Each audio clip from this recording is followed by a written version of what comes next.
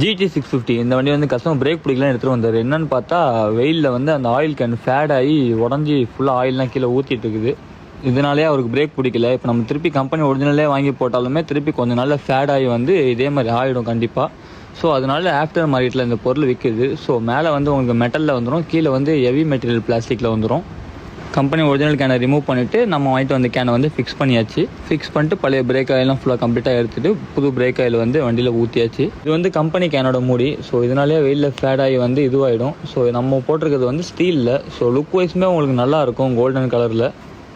அதை ஃபுல்லாக கம்ப்ளீட்டாக ரிமூவ் பண்ணிட்டு நம்ம வாங்கிட்டு வந்தது கஸ்டமருக்கு மாட்டி கொடுத்தாச்சு. ஸோ பாருங்கள், இந்த மாதிரி ஒர்க்கில் நம்ம பண்ணுறோம். உங்களுக்கும் GT வச்சுருக்கோங்க ஃப்ரெண்ட்ஸுக்கு இந்த மாதிரி போகணுன்னு டெஃபினட்டாக நம்ம ஷாப்புக்கு எடுத்துருவாங்க, போட்டு தரலாம்.